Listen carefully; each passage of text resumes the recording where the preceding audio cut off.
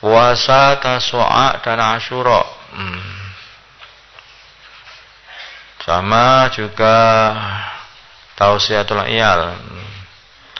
Apakah fadilah puasa Tasu'a dan Asyura serta tausiah melonggarkan diri dan keluarga pada 10 Muharram, melonggarkan rizkinya, selamatan maksudnya itu.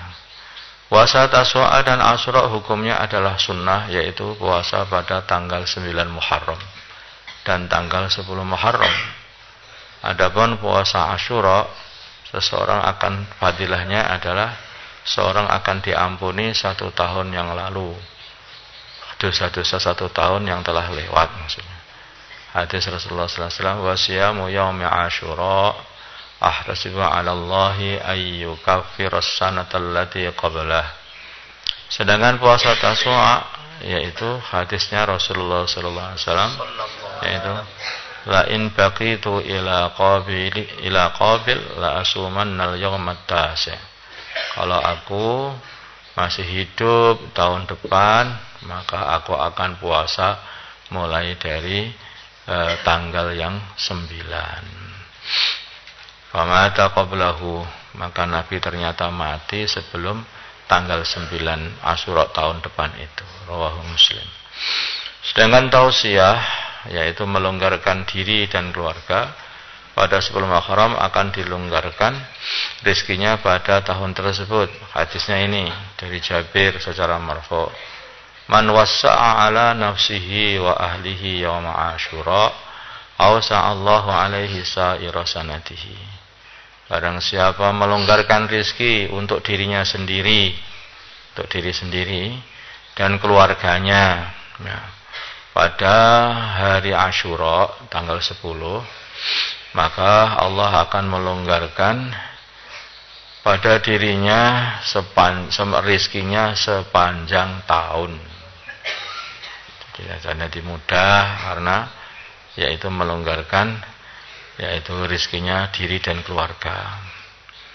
Jabir berkata, dan Abu Zubair dan Syu'bah, kami telah mencoba ini puasa ini dan kami dapati ternyata betul, katanya. Itu Jabir bin Abdullah dan Abu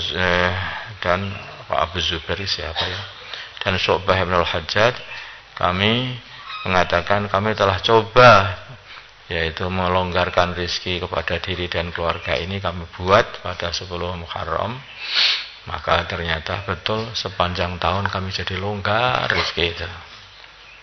Ini baik itu kalau di rumah wali-wali santri itu membuat selamatan sama keluarga, terus anaknya sedang mondok ditambahi kirimannya, ya baik maksudnya itu, biar longgar nanti, biar sepanjang tahun jadi enteng ngirimnya. Jadi ini, jadi makanya sebaiknya yang seperti ini tidak urunan. Ini bukan urunan. Ini untuk dirimu sendiri, kamu buat untuk dirimu sendiri. Nanti untuk dirimu sendiri dan juga untuk keluargamu. Nah, ada yang ulama yang meluaskan kata-kata wa ahlihi ini. Ahli ini bisa jadi keluarga, ahli ini bisa jadi maksudnya adalah istri. Ya, terus kemudian diluaskan menjadi teman sekamar. Diluaskan menjadi teman sepondok. Diluaskan ya dengan orang Islam seluruh dunia nanti akhirnya nih. Ya, tapi yang pokok itu diri sama keluarga aslinya itu.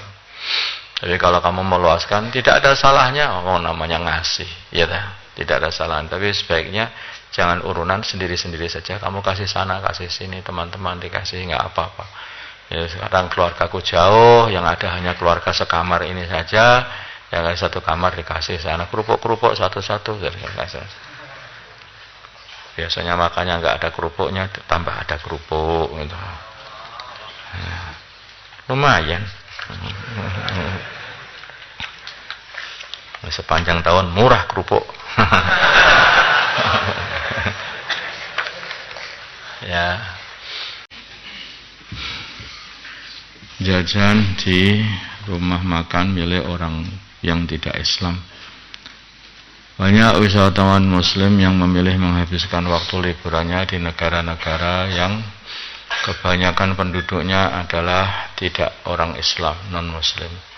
Seperti negeri-negeri Eropa yang mayoritas penduduknya beragama Nasrani.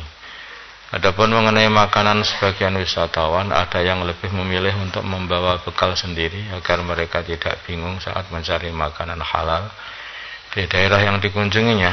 Akan tetapi banyak juga para wisatawan yang beranggapan selagi makanannya bukan daging anjing dan babi, maka hukumnya boleh dikarenakan Kristen termasuk ahli kitab katanya.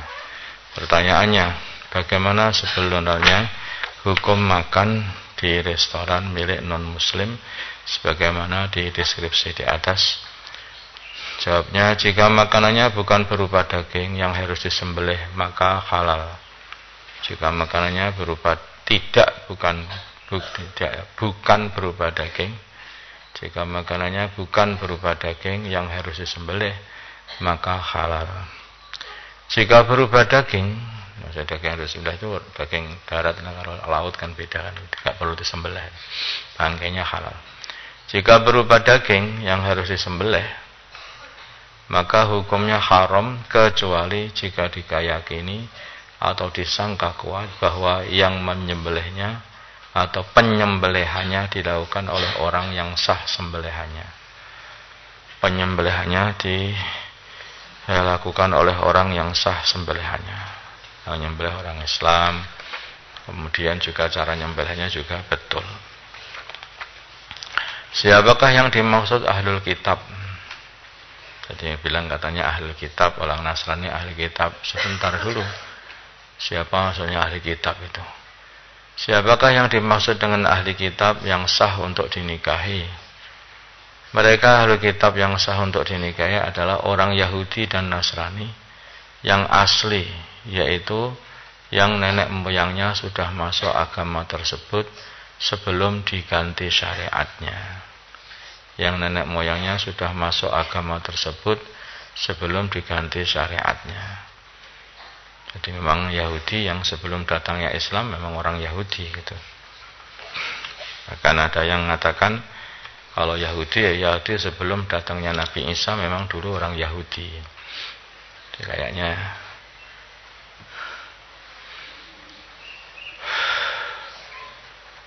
Nasrani pun juga begitu. Nasrani yang sebelum datangnya Nabi Muhammad dia memang nenek moyangnya orang Nasrani. Tapi kalau orang Nasrani setelah datangnya Nabi Muhammad itu tidak termasuk ahlul kitab. Ya, kebanyakan Nasrani yang sekarang ini bahkan itu adalah orang-orang yang dulunya orang murtad dari orang agama Islam, orang Islam yang murtad. Karena dimurtadkan sama penjajah. Itu orang Belanda, orang Portugis, orang Inggris, itu yang memurtadkan mereka. Yang ada di Palestina sana itu masih banyak yang asli orang Yahudi zaman Nabi Musa sana. Kalau di sini ini bukan Palestina, dia Jawa, ya orang-orang yang mereka itu murtad. Banyak ada satu keluarga masuk Islam semuanya. Kemudian saya pernah tanya, "Lah kok masuk Islam semuanya?" Ya mbah-mbah kami memang orang-orang Islam sebetulnya. Jadi mereka itu aslinya jadi Nasrani karena dikristenkan sama penjajah dulu Belanda. Sandal hilang di kondangan. Ada seorang pulang dari suatu perkumpulan, ternyata sandalnya sudah tidak ada di tempatnya, tetapi di dekatnya ada sandal yang mirip dengan miliknya, dan ia yakin bahwa itu adalah sandal orang lain. Pertanyaannya, bolehkah dia mengambil sandal tersebut? Ya tidak boleh. Padahal tahu. Bukan kayaknya ini tukeran ini. Enggak ada tukeran seperti itu. Azan dan iqamah saat pemakaman. Bagaimana hukum azan dan iqamah saat penguburan mayit? Kamu pernah lihat kadang-kadang mayit diazani. Pendapat yang kuat itu tidak disunnahkan. Pendapat yang kuat itu tidak disunnahkan. Kalau berbarengan dengan adzan masjid, ya itu nggak apa-apa. Tapi kalau khusus untuk mayit itu tidak ada. Tidak ada sunnah yang seperti itu.